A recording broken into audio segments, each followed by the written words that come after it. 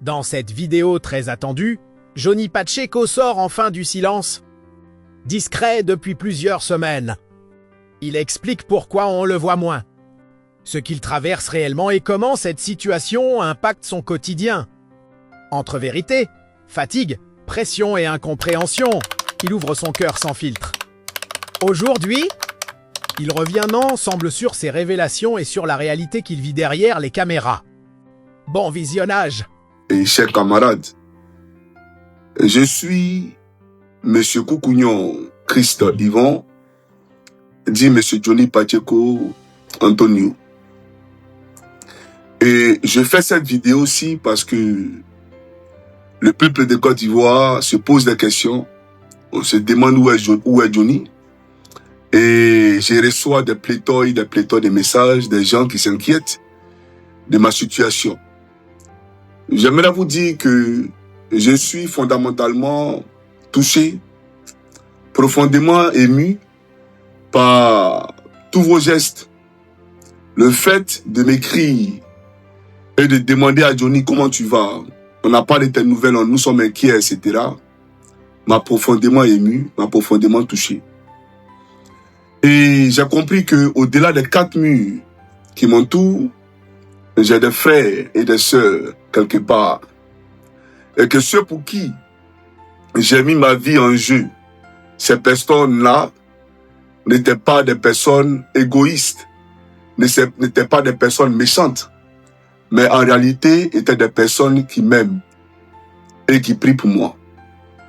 J'ai compris que ce n'est pas seulement ton frère et ta sœur qui, bien entendu, ont partagé ton enfance, c'est-à-dire qui sont sortis du même ventre que toi, qui sont forcément tes parents.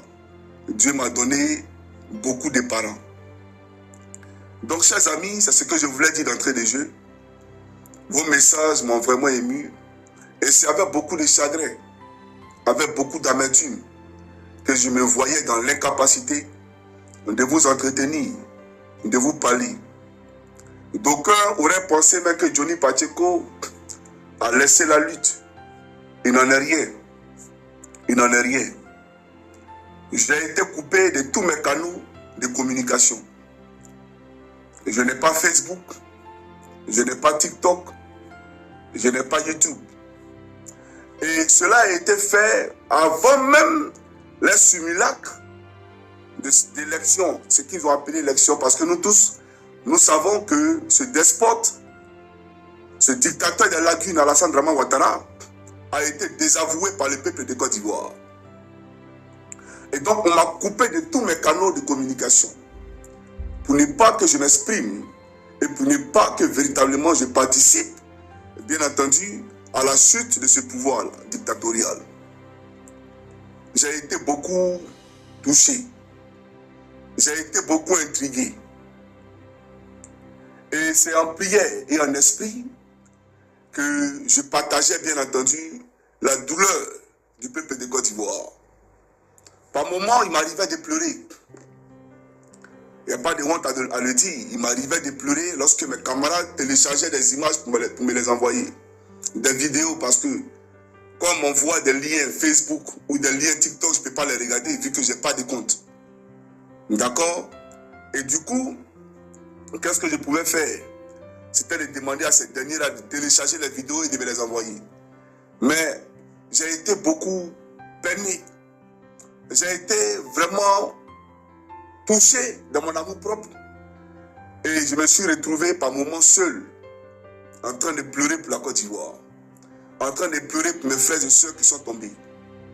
J'ai eu profondément mal. Et j'ai eu la colère en moi.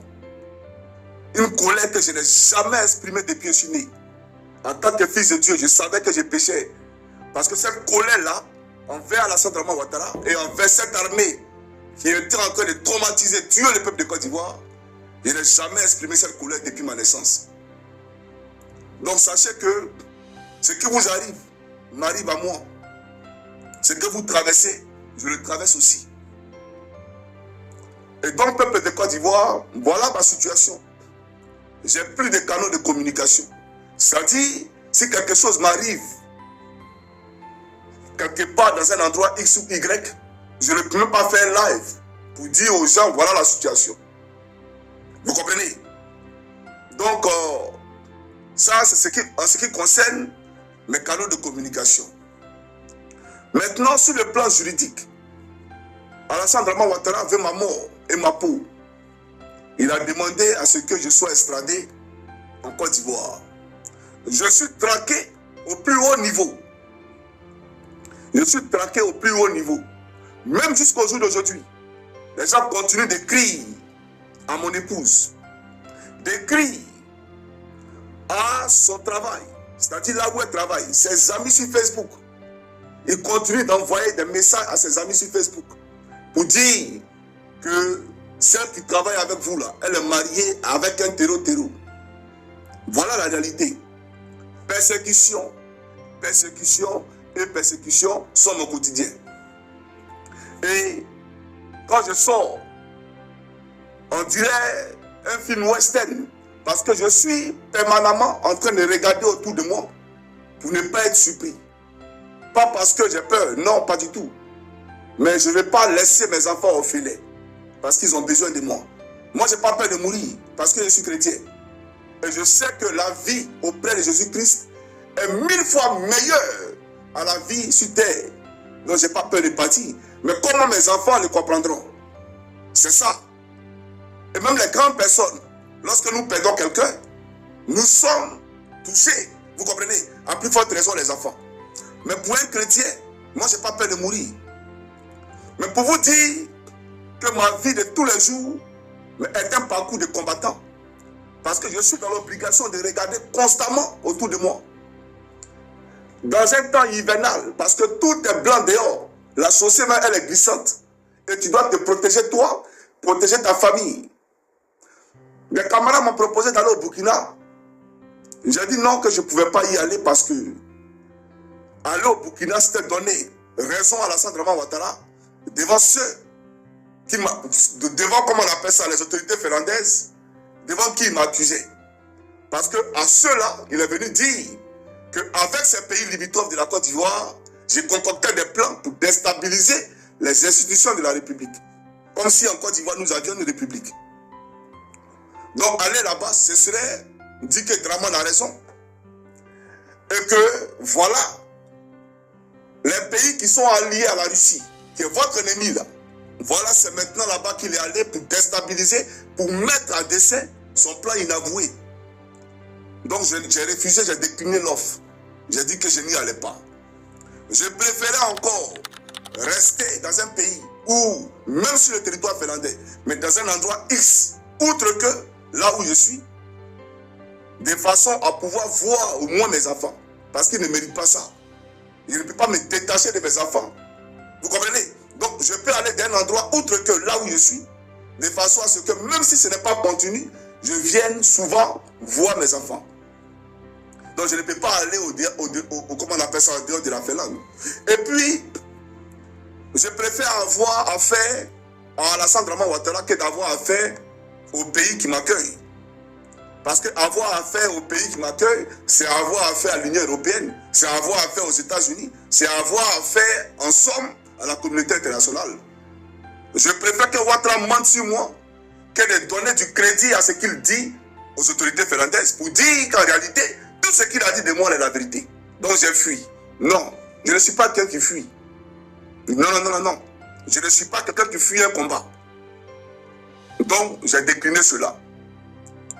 Alassane Draman Ouattara dit que j'ai incendié des bâtiments en Côte d'Ivoire. J'ai tué des personnes qui ne sont pas hétéros comme moi. Et je suis allé avec des enfants en Côte d'Ivoire. Et que je suis recherché en Côte d'Ivoire. Parce que des familles ont déposé des plaintes par rapport à ça. Donc voilà un peu le mensonge dans lequel nous nous trouvons. Et que je dois déconstruire. Vous comprenez? J'ai été approché par la sœur Monique Gazette.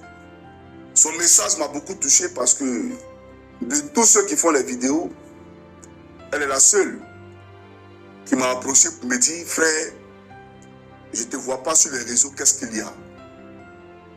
je vois tes comptes TikTok, etc. Je lui ai dit non, je n'ai aucun compte. Tout ce que tu vois là, ce n'est pas de moi. La preuve, depuis que je ne parle pas là, est-ce que vous voyez les comptes là? Vous voyez des vidéos de moi là-bas? Il n'y a aucune vidéo. Mais cette vidéo là, vous allez voir, ils vont télécharger pour la mettre là-bas. Voilà. Parce que je n'ai aucun compte. J'ai aucun compte. Et je lui ai dit, ces comptes-là ne sont pas de moi. Elle dit, Johnny DV5, je dis, ce n'est pas de moi. Johnny Fan, je dis, il n'y a aucun compte qui est de moi. Voilà Jésus-Christ et puis il te parle. Le Seigneur Jésus-Christ, il est mon témoin et puis je te parle. Je n'ai aucun compte. J'ai été coupé de tous les canaux. Et à elle, mon esprit m'a demandé de m'ouvrir. Et je me suis ouvert.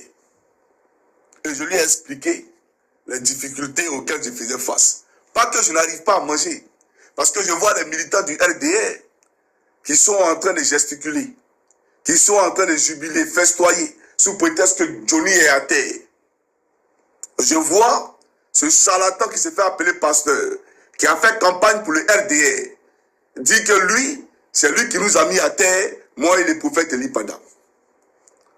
Ça m'a fait marrer. Parce que c'est comme un peu, pour ceux qui sont de mon époque, le film King Boxing de Jean-Claude Van Damme, où il devait combattre avec un boxeur thaïlandais qu'on appelait Tempo. Vous vous rappelez très bien. Où Tempo a fait kidnapper l'entraîneur de Jean-Claude Van Damme pour ne pas que ce dernier donne toute sa force sur le ring et qu'il perde le combat. Parce qu'il savait que si Jean-Claude Van Damme voulait véritablement se battre, il allait le gagner. Donc ils ont kidnappé son maître et il a tabassé Jean-Claude Van Damme. Mais quand le maître de Jean-Claude Van Damme a été libéré, qu'est-ce qui s'est passé? En un seul round, Jean-Claude l'a mis KO. Vous comprenez? C'est un peu le même cas de figure. Vous coupez ma chaîne TikTok, vous coupez ma chaîne YouTube, vous coupez mon compte Facebook, et même le Chris Koukounouan que j'ai créé, vous le coupez. Et puis tu viens crier que c'est toi qui as été Johnny Pacheco et Eli Bada. Pendant que toi, tu jouis de tous tes canaux de communication. Ça s'appelle de la lâcheté. Et ça me met profondément dans un état d'hilarité parce que quand il te regarde, j'ai comme l'impression qu'il devient fou. J'ai comme l'impression qu'il devient fou. Parce que seul quelqu'un qui n'est... Seul un fou peut réagir comme ça.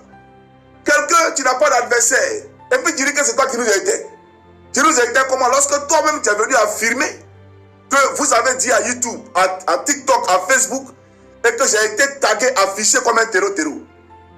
Le même chef d'accusation qui pèse sur ma tête ici, mais c'est le même là que vous avez pris pour envoyer à YouTube et à tous ces canaux-là. Et nous le savons. Vous comprenez? Donc, quand je regarde ça, ça me fait marrer. Alors, j'aimerais dire aux Ivoiriens, Johnny Pacheco là, Dieu m'a donné la santé. Et Dieu continue de me garder dans le creux de ses mains. Comme il continue de garder le prophète Elipada.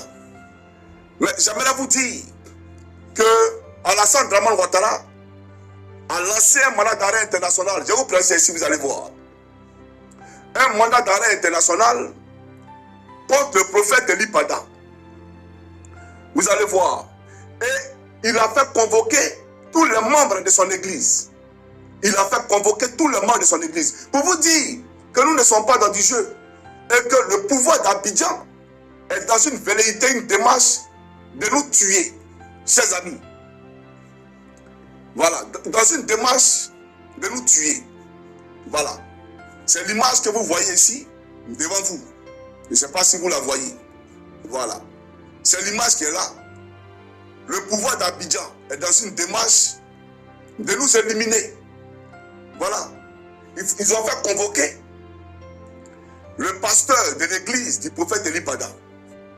Ils l'ont fait convoquer. Et ils ont rappelé à ce dernier qu'un mandat d'arrêt international a été lancé contre le prophète Elipada. Mais ce qu'ils oublient, c'est que avant que vous rentrez dans vos laboratoires pour faire quoi que ce soit, pour faire du mal aux enfants de Dieu, Dieu lui-même le révèle avant à son serviteur. Donc le prophète Élie, lui, il avait vu ça avant. Et il a demandé à son pasteur de quitter la Côte d'Ivoire. Et son pasteur, sans même poser question, a quitté la Côte d'Ivoire. Et après est venue, bien entendu, la convocation. Donc, il n'y a rien de ce que vous allez faire dans le secret qui ne sera pas révélé au prophète de l'Éternel. Dieu, il parle à son fils. Vous comprenez? C'est vous qui ne savez pas dans quoi vous êtes. C'est vous qui ne savez pas que vous êtes assis sur de la braise. Parce que Ouattara mourra. Ce qu'il a dit là, je ne suis pas en train de m'amuser. Sauf si le Seigneur Jésus-Christ n'est pas Dieu. Sauf si Jésus-Christ n'existe pas. Et qu'il n'est pas le créateur du ciel et de la terre. Et qu'il n'est pas Dieu fait homme. Ce qu'il a dit là, c'est en ce moment que j'aurai honte. Mais si Jésus-Christ est vrai, Alassane Draman Ouattara, le persécuteur du peuple de Côte d'Ivoire, ce peuple est choisi par l'Éternel, ce monsieur-là, il mourra. Et son frère mourra. Et ce n'est pas un débat. Et je rentrerai dans mon pays en compagnie du prophète Elipada. Il faut écrire pour garder. Vous comprenez? Donc, chers amis, nous sommes persécutés. Nous sommes persécutés. Aujourd'hui, Draman est dans une velléité de fermer l'église du prophète. C'est-à-dire, désormais, il fait même la chasse dans la maison de l'Éternel. Il veut ma peau en Europe ici. Il veut la peau d'Elipada. Et comme il ne peut pas avoir Elipada, qu'est-ce qu'il fait? Maintenant, c'est le pasteur là. C'est eux qu'on doit traquer. Voilà la Côte d'Ivoire. Donc, je me suis ouvert à notre soeur Monica Z pour vous dire, peuple de Côte d'Ivoire, vous pensez un instant que si moi j'étais un homme corrompu et que j'étais subventionné par un homme politique, vous pensez que moi j'allais m'asseoir devant vous pour vous dire, je vous sollicite par rapport aux frères de mes avocats? Vous le pensez? Jamais j'allais le faire. Parce que l'homme politique qui allait m'aider là, qu'est-ce qu'il allait penser de moi? Quelqu'un allait 50 000 euros et puis il te donne, il faut payer tes avocats. Et puis toi, tu prends une caméra, tu allumes ta caméra, tu demandes au peuple de Côte d'Ivoire, venez m'aider. Mais lui là, l'homme politique, il te voit comment? Donc moi, je ne suis pas de cette école. Et je ne suis subventionné par personne. Ni dans les pays limitrophes de la Côte d'Ivoire, ni en Côte d'Ivoire. Ma seule subvention, mon seul soutien, mon seul relationnel, c'est vous, peuple de Côte d'Ivoire, et le Seigneur mon Dieu. C'est le Seigneur mon Dieu qui vous met à cœur de venir aider Johnny Pacheco. Comme une maman qui m'a appelé un jour pour me dire, Dieu me dit de t'envoyer quelque chose. Pardon, il faut faire ça quitter sur moi. Parce que Dieu me parle, me dit de t'envoyer quelque chose. Donc c'est Dieu qui met à cœur aux gens de m'aider. Comme le frère aujourd'hui qui véhicule ce message, je le conscient. J'étais là il y a 4 jours et je vois son message sur ma, comment on appelle ça, ma WhatsApp. Et il me dit, mon frère, est-ce que ton PayPal là, ça existe toujours? Parce que je vais te faire un geste pour tes avocats. Ça m'a touché, je suis resté silencieux pendant un moment. Et je me suis dit, tu es dans les difficultés. S'il est venu, dans lui-même ses difficultés, c'est que c'est le Seigneur qui lui a mis à cœur de t'aider. Donc il faut prendre. Et je lui ai dit effectivement, frère, le PayPal il est toujours d'actualité. C'est vrai que PayPal avait bloqué ça parce que les gens de Ouattara avaient essayé de pirater mon compte, mais j'ai pu débloquer cela. Et il m'a envoyé 200 euros. Donc j'aimerais le saluer, jeune conscient, parce que d'abord c'est notre beau pour ceux qui ne savent pas, il a marié notre soeur ivoirienne. Et il continue de se battre pour le peuple de Côte d'Ivoire afin que vous soyez réinscrits désormais dans toutes les décisions économiques de votre pays. Donc j'aimerais le saluer pour cela. Chers amis, je ne demande pas l'argent pour manger. Non, je ne manque pas de faim. Voilà. Je ne manque pas de nourriture plutôt. Vous comprenez? Et je suis dans un pays où lorsque, même si tu ne travailles pas, l'État te paye et l'État paye ta maison. C'est la même chose que je veux pour la Côte d'Ivoire. C'est la même chose que je veux pour la Côte d'Ivoire. Je vais vous présenter quelque chose. Vous allez voir. Je vais vous présenter quelque chose. Un instant, s'il vous plaît. Voilà, là je vais tirer. Vous voyez dehors. Vous voyez dehors. Ce n'est que la glace. Voilà, c'est-à-dire, il neige partout ici en Finlande. Je viens. Alors, ce pays-là, qui n'a ni pétrole, ce pays qui n'a ni cacao, ce pays qui n'a ni de sorgho, c'est-à-dire qui ne cultive pas, ce pays qui ne moissonne pas, qui n'a que du bois, d'accord? Je crois qu'ils sont les premiers producteurs mondiaux de bois. Ce pays-là arrive à payer tous ceux qui vivent sur le territoire, même les étrangers. Et nous qui avons du pétrole, on nous parle de gisement baleine. Nous qui avons du manganèse, nous qui avons du bauxite, du diamant, nous qui avons de l'or, nous qui avons même du canne à sucre, du coton, du sorgho, du maïs, etc., etc. Nous sommes dans l'incapacité de traiter même les cas les plus sociaux. En Côte d'Ivoire, on meurt par manque de moyens. En Côte d'Ivoire, lorsqu'on va à l'école, on paye l'école avec un chef d'État qui est un menteur fabriqué. Ici en Finlande, et c'est ce que je veux pour vous, et ça va se faire en Côte d'Ivoire. Quand on va à l'école, on ne paye rien du tout. Même le stylo vous est donné à l'école gratuitement. Le stylo vous est donné gratuitement à l'école. Ça veut dire qu'en Côte d'Ivoire, que tu sois au Wangolo-Tougouïka, Abidjan, le stylo, quand tu vas à l'école, le stylo là, même tes gommes, tes cahiers, tout ça là, c'est l'État qui te le donne. C'est ce qu'on veut pour la Côte d'Ivoire. C'est un cri contre l'humanité. C'est pour ça qu'on me dessine un profil de criminel. Il a brûlé des bâtiments. Il a tué des gens qui ne sont pas hétéros. Des bêtes, il les a tués, etc., etc. Voilà la Côte d'Ivoire de Ouattara.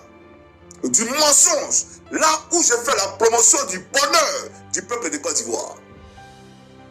Donc, chers Ivoiriens, je disais que voilà le pays où je vis. Je ne manque pas de nourriture. Non. Mais aussi consistant soit mon salaire pour pouvoir subvenir à mes besoins et aux besoins de mes enfants. Je ne peux pas payer avocat et ça. Et tous nos frères qui sont en diaspora, là, vous leur demandez, ils vous diront que ce qu'on dit là, c'est la vérité. Je ne peux pas payer avocat et ça avec mon salaire. Je ne peux pas payer d'avocat. Les avocats, c'est des dizaines de milliers d'euros. Et puis ça dépend des affaires. Je suis poursuivi par un État. Par un État. Et puis, ceux-là, ils s'en foutent. Même si c'est pour enlever 100 milliards pour avoir nos têtes, ils s'en foutent. Mais ce n'est pas l'argent. L'argent qui devait servir à soigner les Ivoiriens, c'est ça, on gaspille à donner aux gens pour nous suivre en Europe ici, afin de nous éliminer.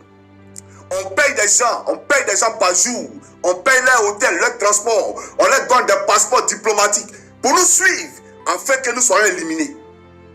Alors que cet argent-là pouvait servir à beaucoup de choses en Côte d'Ivoire. C'est ça la réalité. Mais nous là, nous les chrétiens, moi je suis chrétien, je suis en Christ, je n'ai pas peur.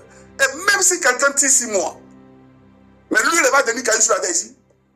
Je le dis toujours, nous sommes en l'an 2025. Ça veut dire, ça fait 2027 quand ils ont commencé à compter. Mais la terre là, elle est vieille de 5 milliards d'années. La durée de vie d'un être humain sur la terre, c'est de combien? Donc il faut être un homme aussi incrédule, un homme aussi dépourvu de raison pour aller ôter la vie à son frère. Parce que toi-même tu suivras, peu importe le chemin, peu importe la manière. C'est ça la réalité. Donc, peuple de Côte d'Ivoire, chers frères, je vous ai appelé et je continue de vous appeler à aider votre frère Johnny parce qu'il est traqué. Moi, souvent, quand je vois les prophètes en train de se débattre pour me venir en aide, alors que c'est moi qui dois lui venir en aide.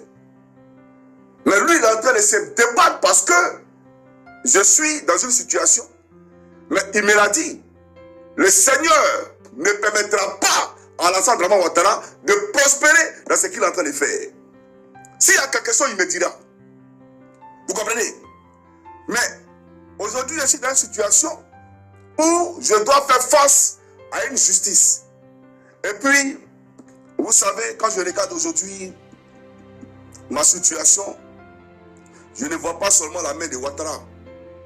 parce que mes comptes Facebook, YouTube qui ont été supprimés, non, Ouattara ne souhaite pas le faire. C'est ce que je dérange, notamment la France. Parce que Ouattara, vous savez les Blancs là, quand les choses viennent d'Afrique, ils prennent ça avec beaucoup de recul. Parce qu'eux-mêmes, ils savent comment sont les Africains. Ils savent comment sont les chefs d'État africains. Mais il n'y a qu'une puissance européenne, une main européenne derrière, qui peut les faire changer, bien entendu, de posture. Un compte qui est créé et qui est automatiquement supprimé, comprenez que c'est la France, amie de Ouattara, c'est eux qui sont derrière. Parce que ce qui se passe en Côte d'Ivoire, la France ne dit rien. C'est de l'hypocrisie plus on fait. Mais ils soutiennent ça parce qu'ils ont des intérêts colossaux en Côte d'Ivoire. Et Johnny défend et contre ces intérêts-là. Donc quand Ouattara se présente à eux, aidez-moi à neutraliser lui là, si vous voulez continuer à manger en Côte d'Ivoire ici. Aidez-moi à faire taire ce monsieur Johnny là, si vous voulez continuer à sauvegarder vos intérêts en Côte d'Ivoire ici. Et donc la France là dans son réseau, voilà comment on me coupe de tout canaux. Mais ce n'est pas normal. On m'a coupé de tous les canaux de communication. Ouattara, il est fort comment? Non. Il y a une main occidentale derrière. Parce que je suis pour l'indépendance monétaire de la Côte d'Ivoire. La souveraineté monétaire de la Côte d'Ivoire. Je suis pour qu'on crée notre propre monnaie. Et ce n'est pas un débat. Nous allons créer notre propre monnaie. Je suis pour que cette compagnie de téléphonie mobile disparaisse sur notre territoire. Ces compagnies de téléphonie mobile, si elles veulent émettre en Côte d'Ivoire désormais, il faudrait réduire le coût d'Internet, le coût de la communication et un marché plus compétitif avec tous ceux qui sont les opérateurs qui veulent bien entendu investir en Côte d'Ivoire afin que les Ivoiriens eux-mêmes choisissent l'opérateur de téléphonie mobile, disparaissent sur leur territoire. Ces compagnies de téléphonie mobile, si elles veulent émettre en Côte d'Ivoire désormais, il faudrait réduire le coût d'Internet, le coût de la communication et un marché plus compétitif avec tous ceux qui sont les opérateurs qui veulent bien entendu investir en Côte d'Ivoire afin que les Ivoiriens eux-mêmes choisissent l'opérateur le moins coûteux. Et pourquoi pas un opérateur qui est uniquement ivoirien? Vous comprenez? Parce qu'il est temps que nos pays là soient industrialisés. Il est temps qu'on pense à s'industrialiser. Donc ce n'est pas seulement Ouattara, c'est la France et les Libanais. Parce que je vous ai dit, ceux-là seront vos esclaves demain. Ces Libanais que vous voyez là, ils seront vos esclaves demain. Ces Libanais-là ne seront plus. Vous allez oublier la période ou l'époque où ceux-là même contrôlaient votre économie. Parce que tout va chambouler en une fraction de seconde. Donc c'est ceux-là qui n'ont pas intérêt à voir les gens comme Johnny. C'est tous ceux-là mis ensemble qui me combattent. Dans leur réseau maçonnique, c'est ceux-là qui me combattent. Comme ils ont essayé de me mettre dans les réseaux maçonniques et j'ai refusé. Parce que moi je suis un fils de Dieu. Jamais je vais renier le Seigneur Jésus-Christ. Et voilà un peu, chers camarades, pourquoi je suis éprouvé.